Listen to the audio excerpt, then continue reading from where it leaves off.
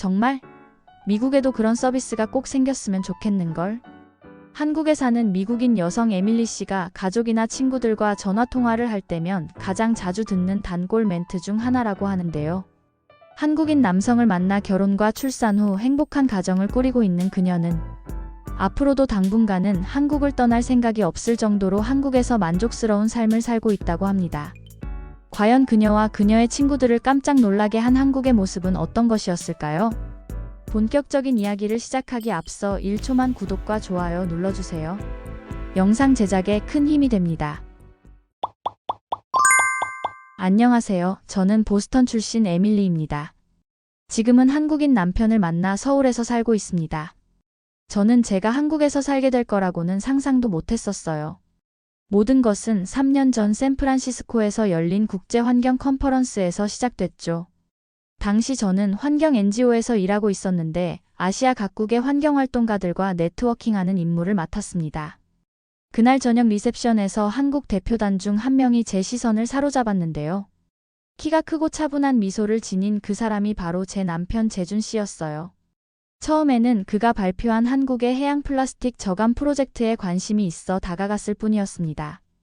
영어가 유창하진 않았지만 환경 문제에 대한 그의 열정은 언어의 장벽을 뛰어넘었습니다. 대화를 나눌수록 그의 진지함과 지식에 점차 빠져들었어요. 제 질문에 답하는 그의 눈빛에서 진정성이 느껴졌고 웃을 때마다 눈가에 생기는 주름이 묘하게 매력적이었죠. 컨퍼런스가 끝날 무렵 재준 씨는 조심스럽게 연락처를 물었고 저는 망설임 없이 알려주었습니다. 처음에는 단순한 국제적 친분이라고 생각했어요. 하지만 매주 주고받는 이메일과 가끔씩 하는 화상통화가 저희의 일상이 되었죠. 시차를 무릅쓰고 서로의 하루를 나누는 시간이 점점 소중해졌습니다. 잠에서 막 깬 제 모습도 밤 늦게 지친 그의 얼굴도 어느새 자연스러워졌어요. 때로는 서로의 나라 뉴스를 공유하고 때로는 각자 읽은 책에 대해 토론하며 깊은 대화를 나눴습니다. 6개월 후 재준 씨가 보스턴에 학회 참석차 오게 되었어요. 공항에서 그를 맞이했을 때 심장이 두근거렸습니다. 화면 속에서만 보던 그를 실제로 마주하니 낯설면서도 이상하게 편안했죠. 일주일 동안 제가 사랑하는 보스턴의 구석구석을 함께 걸으며 우리의 감정은 더욱 깊어졌어요. 미국에서의 제 일상은 바쁘고 성공적이었지만 어딘가 공허함이 있었죠. 끊임없이 다음 목표를 향해 달려가는 동안 정작 함께 그 성취를 나눌 사람은 없었습니다. 그런데 재준 씨와 함께했던 지난 일주일은 그런 공허함으로부터의 해방이었어요. 뭐랄까, 채워지지 않는 마음의 빈자리가 채워지는 느낌이었달까요? 저보다 11살이 많았지만 재준 씨의 따뜻한 배려와 깊은 사고방식은 제가 찾던 안정감을 주었습니다. 그해 겨울 저는 용기를 내어 한국을 방문했어요. 인천공항에 도착했을 때 느낀 설렘과 긴장감이 아직도 생생합니다. 서울은 제가 상상했던 것과는 조금 달랐어요. 너무 화려하거나 이국적이기보다는 묘하게 편안함을 주는 도시였습니다. 처음 며칠간은 시차 적응도 힘들고 길 찾기도 어려웠지만 그런 과정이 오히려 새로운 모험처럼 느껴졌죠. 재준 씨의 일상을 함께하며 서울의 다양한 면모를 경험했어요. 아침 출근길에 분주한 지하철, 점심시간에 들른 작은 분식집, 퇴근 후 들른 한강공원의 여유로움까지. 한강변을 따라 자전거를 타며 느낀 바람, 동네 시장에서 만난 상인들의 소소한 친절함, 오래된 골목길에서 우연히 발견한 아기자기한 카페. 이런 일상적인 순간들이 쌓여 서울에 대한 따뜻한 인상을 만들어갔습니다. 재준 씨의 가족들은 서툰 영어로 저를 반갑게 맞아주었어요. 처음에는 의사소통이 어려워 긴장했지만 곧 마음으로 통한다는 말이 실감났습니다. 어느 날 저녁 재준 씨의 어머니께서 제게 요리를 가르쳐 주셨어요. 단어 몇 개와 손짓만으로도 서로를 이해하며 함께 웃었던 그 시간이 특별하게 기억됩니다. 서투른 한국어로 맛있어요 라고 말했을 때 어머니의 환한 미소가 아직도 눈에 선해요. 서울에서 보낸 2주는 어느새 끝이 다가왔고 떠나기가 아쉬워졌습니다. 처음에는 단순한 여행이라 생각했는데 이상하게 이곳에서의 시간이 집처럼 느껴졌어요. 흥미로운 건 이 도시에서 저는 보스턴에서 느끼지 못했던 여유를 찾았다는 점이었습니다. 바쁘게 돌아가는 도시 한가운데서도 차 한 잔의 여유를 찾는 사람들의 모습이 인상적이었어요. 때로는 효율성보다 사람 간의 관계를 더 중요시하는 문화가 제게는 신선했습니다. 귀국 전날 밤 남산타워에서 재준 씨가 떨리는 목소리로 프러포즈를 했어요. 수많은 자물쇠 사이에서 우리의 사랑도 영원하길 바란다며 반지를 건넸죠. 서울의 불빛이 반짝이는 야경을 배경으로 그는 제게 한국말로 사랑한다고 고백했습니다. 발음이 어색했지만 그 진심이 가슴 깊이 와닿았어요. 그 순간 저는 이 도시에서 새 삶을 시작하는 것에 대한 두려움보다 설렘이 더 크다는 것을 깨달았습니다. 제 일에 대한 열정과 재준 씨와의 사랑, 그리고 이 낯설지만 묘하게 편안한 도시에서의 삶. 이 모든 것이 가능할 것 같은 확신이 들었어요. 놀랍게도 제 입에서는 망설임 없이 네라는 대답이 나왔습니다. 물론 가족들의 반응은 복잡했어요. 부모님은 제가 지구 반대편으로 떠나는 것을 걱정하셨고, 언니는 문화적 차이를 염려했습니다.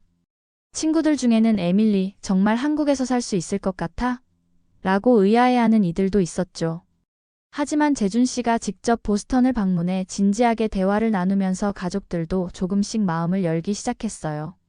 특히 아버지는 재준 씨의 성실함과 진정성에 깊은 인상을 받으셨습니다. 새로운 나라에서의 삶이 쉽지만은 않을 거라는 걸 알았지만 그곳에서 찾은 소소한 행복과 가능성이 더 큰 용기를 주었어요. 결국 가슴이 이끄는 대로 한국에서의 새 삶을 시작하기로 했습니다. 결혼식을 올리고 한 달 후 저는 보스턴의 아파트를 정리하고 한국행 비행기에 몸을 실었습니다. 재준 씨는 한국으로 먼저 돌아가 우리의 새 보금자리를 준비하고 있었어요. 10시간이 넘는 비행 동안 설렘과 불안이 교차했죠. 새로운 나라에서의 삶이 어떨지, 정말 잘 적응할 수 있을지 고민이 되었습니다. 인천공항에 도착했을 때는 이미 늦은 저녁이었어요. 재준 씨와 그의 부모님이 환한 미소로 저를 맞아주셨습니다. 시어머니께서는 작은 꽃다발을 건네시며 우리 딸이라고 부르셨는데 그 말에 갑자기 눈물이 나올 뻔했어요. 가족들의 따뜻한 환영이 저의 불안을 조금씩 녹여주었습니다. 서울 강남의 아파트로 향하는 길은 낯설었지만 흥미로웠어요. 밤늦은 시간에도 불구하고 활기찬 도시의 모습, 화려한 간판들, 늦은 시간까지 열린 가게들이 보스턴과는 다른 풍경이었죠. 재준 씨는 차장 밖으로 보이는 것들을 하나하나 설명해 주었고, 저는 이 낯선 도시가 앞으로 제 집이 될 거라는 사실을 실감하기 시작했습니다. 첫 몇 주는 정신없이 지나갔어요. 새집 정리하기, 외국인 등록증 만들기, 은행 계좌 개설하기 등 해야 할 일이 산더미였죠. 재준 씨는 퇴근 후와 주말마다 제가 한국 생활에 적응할 수 있도록 도와주었습니다. 사실 서울 생활 초기 가장 충격적이었던 것은 밤낮 할 것 없는 배달 음식 문화였는데요. 한 번은 밤 10시가 넘은 시간에 재준 씨가 배고프지 않아요? 라고 물었고, 저는 이 시간에 뭘 먹을 수 있겠어요? 라고 답했죠. 그러자 재준 씨는 웃으며 스마트폰을 꺼내 앱을 열었어요. 30분 만에 뜨거운 치킨과 떡볶이가 우리 문 앞에 도착했을 때 제 입이 떡 벌어졌습니다. 이게 정말 가능해요? 밤 11시에? 재준 씨는 한국에선 새벽 3, 4시까지도 배달되는 곳이 많아요 라고 말했고, 저는 그날 밤 미국에서의 생활과는 완전히 다른 세계에 와 있다는 것을 실감했습니다. 또 재준 씨는 저를 위해 교통카드를 준비해줬어요. 이거 하나면 버스, 지하철 다 탈 수 있다고 했죠. 처음 타본 서울 지하철은 놀라움의 연속이었어요. 스마트폰 앱으로 몇 분 후에 지하철이 도착하는지 정확하게 알 수 있었고, 역마다 화장실이 깨끗했으며 와이파이가 끊김없이 연결됐죠. 환승할 때는 바닥에 표시된 색깔 선을 따라가기만 하면 되었고, 엘리베이터나 에스컬레이터도 곳곳에 있었어요. 보스턴의 오래된 지하철과는 비교할 수 없는 편리함이었습니다. 아, 그리고 가장 어려웠던 건 예상치 못한 부분이었는데요. 바로 쓰레기 분리배출 시스템이었죠. 종이, 플라스틱, 유리, 캔은 물론이고 음식물 쓰레기까지 세세하게 나눠야 했습니다. 처음 며칠간은 매번 재준 씨에게 이건 어디에 버려야 하냐고 물어봐야 했어요. 한 번은 실수로 일반 쓰레기에 재활용품을 섞었다가 경비 아저씨의 부드러운 지적을 받았는데 너무 부끄러워 얼굴이 빨개졌던 기억이 나네요. 또 다른 문화 충격은 빨리빨리 문화였어요. 온라인으로 주문한 물건이 다음날, 때로는 당일에 도착했고, 식당에서 음식이 나오는 속도는 미국의 2배는 빨랐습니다. 계산대에서도 손님들은 카드를 탭하거나 스마트폰으로 결제해 순식간에 줄이 사라졌죠. 처음에는 이 빠른 템포가 부담스러웠지만 곧 이 효율성이 주는 편리함에 매료되었습니다. 한국어를 전혀 모르는 상태에서도 놀랍게도 일상생활이 가능했어요. 식당 메뉴판에는 사진이 있었고 버스 정류장의 전자 안내판은 영어도 지원했습니다. 스마트폰 번역 앱으로 대부분의 상황을 해결할 수 있었고 길을 잃었을 때는 지도 앱이 정확하게 안내해줬어요. 한 번은 약국에서 통증약을 사려다 의사소통이 안 돼 난처했는데 약사 선생님이 번역 앱을 먼저 꺼내주시며 세심하게 챙겨주셨죠. 시간이 지날수록 저는 한국 사회의 또 다른 면모를 발견했어요. 카페에 가면 사람들이 몇 시간씩 공부하거나 일하는 모습, 늦은 밤까지 회식하는 직장인들, 그리고 주말마다 산에 오르는 등산객들. 이런 생활 패턴은 제게 신선했습니다. 특히 인상적이었던 건 카페의 콘센트 문화였어요. 어디에서나 충전할 수 있고 와이파이가 빵빵했죠. 또 인터넷 속도는 얼마나 빠르던지요. 한국에서의 첫 3개월은 매일이 새로운 발견의 연속이었습니다. 힘든 순간도 있었지만 익숙하지 않은 환경에서 오는 도전이 오히려 저를 성장시켰어요. 재준 씨와 함께 만들어가는 새로운 일상이 점점 편안해졌고 놀랍게도 저는 이곳에서의 삶이 점점 더 자연스럽게 느껴졌습니다. 한국은 더 이상 여행지가 아닌 제 새로운 집이 되어가고 있었어요.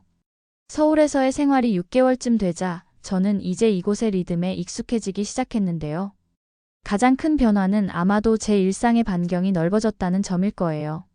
처음엔 집 근처만 맴돌던 제가 이제는 지하철을 타고 서울 곳곳을 자유롭게 누비고 다니게 되었습니다.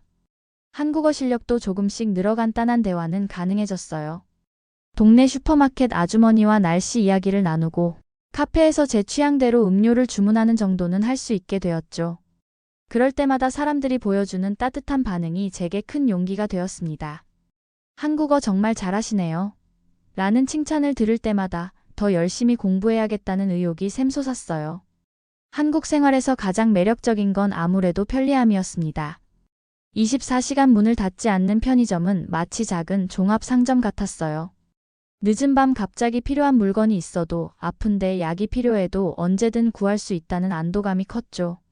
한 번은 밤 11시에 갑자기 열이 나서 편의점에 갔는데 해열제와 함께 따뜻한 이온 음료, 심지어 붓는 파스까지 살 수 있어서 정말 감동했어요. 커피 문화도 한국 생활의 소소한 즐거움 중 하나였습니다. 보스턴에도 카페는 많았지만 서울의 카페는 그 다양성과 분위기가 특별했어요. 골목마다 제각기 개성 있는 카페들이 있었고 단순히 커피를 마시는 공간을 넘어 사람들이 책을 읽고 일하고 만남을 갖는 생활의 중심지 같았죠.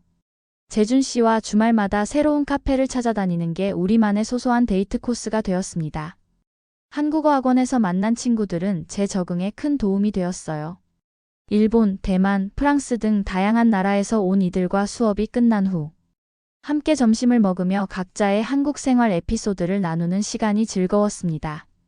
그들과 함께 있으면 저만 이런 시행착오를 겪는 게 아니라는 위안을 얻었죠.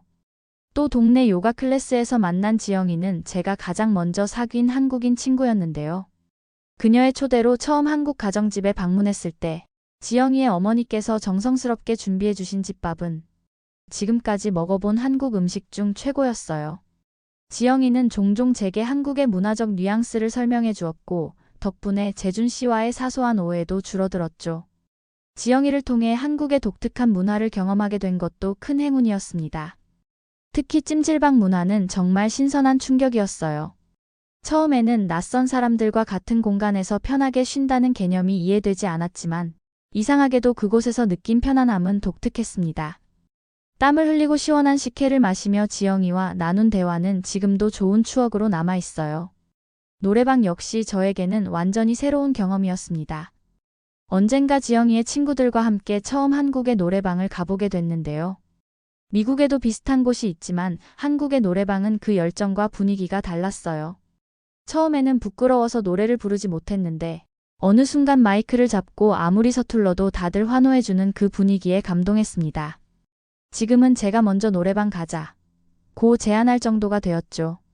서울 생활 9개월 차가 되자 저는 문득 깨달았어요. 이제 이곳에서의 삶이 더 이상 새로운 도전이 아닌 나의 일상이 되었다는 것을요. 아침에 일어나 동네 빵집에서 단팥빵을 사들고 지하철로 출퇴근하며 웹툰을 읽고 퇴근 후 친구들과 치맥을 즐기는 제 모습이 낯설지 않게 느껴졌습니다. 물론 여전히 적응 중인 부분도 있었어요. 빽빽한 인파 속에서 느끼는 압박감, 언어 장벽으로 인한 오해, 가끔은 외국인으로서 느끼는 소외감 같은 것들이요. 하지만 이런 어려움조차도 제 경험의 일부로 받아들이게 되었습니다. 한국은 이제 단순한 재준 씨의 고향이 아닌 제 삶의 중요한 부분이 되어 있었어요. 한국에서의 생활이 2년 차에 접어들었을 무렵 우리에게 기쁜 소식이 찾아왔어요. 2달 넘게 몸이 피곤하고 입덧 증상이 있어서 병원을 찾았더니 제가 임신 8주라는 걸 알게 되었습니다. 재준 씨와 저는 기쁨과 두려움이 뒤섞인 감정으로 서로를 바라보았어요. 새 생명의 탄생이라는 놀라운 소식에 무척 행복했지만 동시에 외국에서 출산과 육아를 해야 한다는 사실이 불안하기도 했습니다. 불안한 마음으로 첫 산부인과 방문을 했어요. 미국에서는 산부인과 예약이 몇 주씩 기다려야 했던 기억이 있는데 한국에서는 다음 날 바로 진료를 볼 수 있어서 놀랐습니다. 더 놀라웠던 건 초음파 검사였어요. 미국에서는 보통 임신 중 2-3번 정도만 초음파를 하는데 의사 선생님께서는 매번 방문할 때마다 초음파로 아기를 확인해 주신다고 했죠. 처음으로 모니터에서 작은 콩알만한 아기의 심장이 뛰는 모습을 보았을 때 그 감동은 말로 표현할 수 없었어요. 재준 씨는 눈물을 글썽이며 제 손을 꼭 잡았고 의사 선생님은 친절하게 모든 것을 설명해 주셨습니다. 임신 기간 동안 한국의 의료 시스템은 저에게 큰 안정감을 주었어요. 정기적인 검진마다 의사와 간호사들이 세심하게 설명해주고 영어가 가능한 직원을 배정해주는 배려도 감사했습니다. 특히 인상적이었던 건 비용이었어요.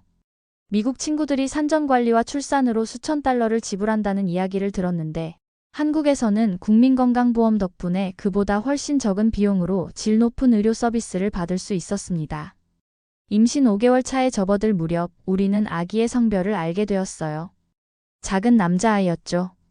시부모님께 소식을 전하자 정말 기뻐하셨고 특히 시어머니는 그날부터 손자를 위한 준비물을 하나둘씩 사오시기 시작했습니다. 태명도 정했어요. 콩이. 작은 콩알처럼 시작한 아기라는 의미였죠. 임신 중기에 접어들면서 저는 한국의 임산부를 위한 배려에 감동했어요. 지하철에는 임산부 배려석이 있었고 대부분의 사람들이 자리를 양보해 주었습니다. 마트나 백화점에는 임산부 전용 주차 공간이 있었고 공공장소 화장실에는 항상 임산부를 위한 별도 칸이 마련되어 있었죠. 한 번은 약국에 갔다가 임신부임을 알게 된 약사 선생님께서 엽산제 샘플과 임신 가이드북을 무료로 주셨는데 그런 작은 배려들이 외국에서 임신 생활을 하는 불안함을 많이 덜어주었어요. 임신 후기에 들어서며 출산 준비에 대한 고민이 커졌어요. 한국에서는 출산 후 산후조리원이라는 곳에 가는 것이 일반적이라고 했는데 처음 들어보는 개념이었죠. 미국에서는 출산 후 1-2일 만에 퇴원하고 바로 집으로 돌아가는데 한국에서는 2주 정도 전문 시설에서 산모와 아기를 케어해 준다니 신기했어요.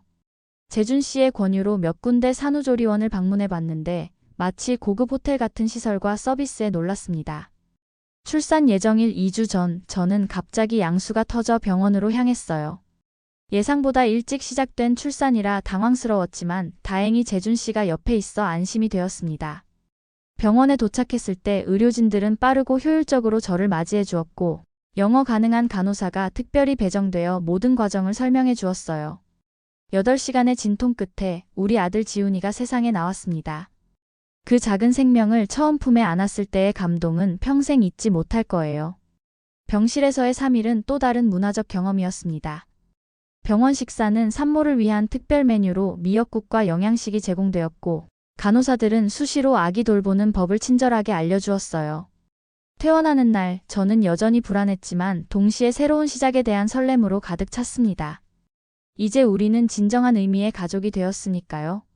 지훈이와 함께하는 첫날은 설렘 반 두려움 반이었어요. 병원에서 퇴원해 곧바로 산후조리원으로 향했습니다. 미국에는 없는 이 시스템이 어떨지 많이 궁금했죠. 입구에 들어서자 호텔 같은 로비가 저희를 맞이했어요. 깔끔한 유니폼을 입은 직원이 따뜻한 미소로 환영해 주셨고 산모와 아기를 위한 모든 절차를 친절하게 설명해 주셨습니다. 제게 배정된 방은 생각보다 넓고 쾌적했어요. 아늑한 침대, 신생아를 위한 작은 아기 침대, 그리고 모유 수유를 위한 편안한 의자까지 모든 것이 완벽하게 갖춰져 있었습니다. 창문 너머로는 작은 공원이 보였고 햇살이 따스하게 들어왔죠. 산후조리원 생활의 가장 큰 장점은 24시간 전문가의 케어를 받을 수 있다는 것이었어요. 간호사들은 수시로 들러 제 회복 상태를 확인하고 아기의 건강 상태를 점검했습니다. 특히 모유 수유가 처음이라 어려움을 겪고 있던 저에게 수유 전문가가 직접 자세를 교정해주고 조언해 주었던 것은 정말 큰 도움이었어요. 식사도 특별했습니다. 하루 3끼와 간식이 모두 산모의 회복과 모유 수유에 좋은 영양소로 구성되어 있었어요. 매일 아침 따뜻한 미역국으로 시작해 단백질과 비타민이 풍부한 균형 잡힌 식단이 제공되었죠. 미국에 있는 친구들에게 산후조리원 식사 사진을 보내자 모두 부러워했어요. 병원 음식이 어떻게 그렇게 맛있어 보이냐는 메시지가 쏟아졌죠. 산후조리원의 또 다른 놀라운 점은 신생아 케어 시스템이었어요. 낮에는 제가 지훈이와 함께 시간을 보내고 밤에는 신생아실에서 전문 간호사들이 돌봐주는 방식이었습니다. 덕분에 저는 충분한 휴식을 취하며 체력을 회복할 수 있었고 지훈이도 전문가의 보살핌을 받을 수 있었죠. 처음에는 아기와 떨어져 있는 것이 불안했지만 곧 이 시스템이 얼마나 현명한지 깨달았어요. 산후조리원에서의 일상은 생각보다 바쁘게 흘러갔어요. 오전에는 산모 체조 클래스가 있었고 오후에는 신생아 관리법, 모유 수유 요령, 산후 건강관리 등 다양한 교육 프로그램이 마련되어 있었습니다. 외국인인 저를 위해 영어 자료를 준비해 주신 간호사 선생님의 배려가 감동적이었어요. 재준 씨는 매일 저녁 방문 시간에 맞춰 회사 일을 마치고 달려왔습니다. 그의 눈빛에서 아들을 향한 무한한 사랑을 볼 수 있었어요. 처음으로 지훈이를 안았을 때 어색해하던 재준 씨가 이제는 능숙하게 기저귀를 갈고 토닥여 재우는 모습을 보니 가슴이 따뜻해졌습니다. 시부모님도 자주 찾아오셨어요. 특히 시어머니께서는 매번 정성스럽게 준비한 간식을 가져오셨죠. 미국에서는 산모가 금방 일상으로 복귀해야 한다는 압박이 있는데 한국에서는 산후조리를 정말 중요하게 생각한다는 점이 인상적이었어요. 시어머니께서는 아이를 낳은 여자의 몸은 완전히 새로 태어나는 거라며 지금 잘 회복해야 나중에 후회 안 한다고 자주 말씀하셨습니다. 산후조리원에서의 2주가 끝나갈 무렵 저는 스스로를 더 자신감 있는 엄마로 느끼게 되었어요. 아기 목욕시키기, 기저귀 갈기, 모유 수유하기 등 기본적인 육아 기술을 배웠고 무엇보다 전문가들에게 언제든 질문하고 조언을 구할 수 있었던 점이 큰 안정감을 주었습니다. 퇴소하는 날 산후조리원 직원들이 모여 작은 졸업식을 열어주었어요. 지훈이의 발도장이 찍힌 수료증과 함께 아기의 첫 2주를 담은 사진첩도 선물로 받았습니다. 눈물이 날 것 같았어요. 처음 접한 한국만의 문화였지만 이제는 모든 나라에 이런 시스템이 있어야 한다고 생각했거든요. 집으로 돌아온 첫날 시어머니께서 특별히 산모를 위한 음식을 준비해 오셨어요. 각종 영양소가 가득한 미역국, 소고기 무국, 그리고 몸을 따뜻하게 해주는 생강차까지. 미국에서였다면 혼자서 모든 것을 해결해야 했을 텐데 이렇게 가족의 보살핌을 받는다는 건 정말 큰 축복이었습니다. 가끔 시간차로 인해 밤에 깨어 있을 때면 보스턴의 가족들과 영상통화를 했어요. 엄마는 손자를 보고 싶어 안달이 나셨죠. 에밀리, 애기 정말 예쁘다. 너는 어때? 잘 지내고 있어? 저는 한국에서의 출산 경험과 산후조리원 이야기를 들려드렸고 엄마는 놀라움을 감추지 못하셨어요. 정말? 2주 동안 그렇게 돌봐준다고? 미국에도 그런 게 있어야 할 텐데. 산후 한 달이 지났을 때 저는 보스턴 친구들과의 그룹 채팅에 긴 메시지를 보냈어요. 한국에서의 출산과 산후조리 경험, 그리고 미국과의 차이점에 대해서요. 한국에서 엄마가 되는 과정은 생각보다 훨씬 더 지지받고 보살핌받는 경험이었고 이곳의 시스템이 얼마나 산모와 아기를 배려하는지 직접 겪어보니 정말 감사함을 느끼게 되었다고 말이죠. 지훈이가 태어난 지 2달, 저희 가족은 이제 새로운 일상에 적응해가고 있었어요. 밤중 수유와 기저귀 갈기로 피곤할 때도 있지만 지훈이의 작은 손이 제 손가락을 꼭 쥐고 미소를 지을 때면 모든 피로가 사라졌습니다. 한국에서의 출산은 제가 상상했던 것보다 훨씬 더 특별하고 아름다운 경험이었어요. 지훈이가 6개월이 된 오늘, 저는 문득 창밖으로 보이는 서울의 풍경을 바라보며 지난 시간을 되돌아보았어요. 낯선 나라에서의 첫 발걸음부터 엄마가 되기까지 그 여정이 마치 꿈처럼 느껴집니다. 처음 한국에 왔을 때는 모든 것이 새롭고 낯설었죠. 언어부터 음식, 문화까지. 그 모든 차이들이 때로는 장벽처럼 느껴지기도 했어요. 하지만 지금 생각해보면 그 하나하나가 제 삶을 더 풍요롭게 만들어준 소중한 경험이었습니다. 육아를 시작하면서 한국이라는 나라의 가치를 더 깊이 이해하게 되었어요. 가족을 중시하는 문화, 아이들을 사랑으로 대하는 사회적 분위기, 그리고 부모가 안심하고 아이를 키울 수 있는 안전한 환경까지. 이 모든 것들이 제가 매일 감사함을 느끼는 이유입니다. 어제는 재준 씨와 함께 지훈이를 안고 동네 산책을 했어요. 저녁 시간임에도 밝게 빛나는 거리, 곳곳에 위치한 편의시설들, 그리고 무엇보다 안전하게 걸을 수 있다는 그 편안함이 얼마나 소중한지 새삼 느꼈습니다. 미국에 있는 친구들에게 이런 일상을 이야기하면 모두 부러워하죠. 가끔은 보스턴의 가족들이 그립기도 해요. 하지만 화상통화로 지훈이의 성장 모습을 공유하면 엄마는 항상 말씀하세요. 에밀리, 너 정말 행복해 보인다. 그곳에서 네가 찾은 삶이 너에게 맞는 것 같아. 그 말을 들을 때마다 제 선택이 옳았음을 다시 한번 확신하게 됩니다. 얼마 전 재준 씨가 제게 미국으로 돌아가고 싶은 생각은 없는지 묻더군요. 저는 잠시 생각하다가 웃으며 대답했죠. 여기가 우리 집이라고 말이에요. 지훈이가 자라날 곳도 우리 가족의 미래도 모두 여기에 있다고요. 이제 한국은 단순히 제가 적응해야 할 낯선 나라가 아니라 제 마음의 고향이 되었습니다.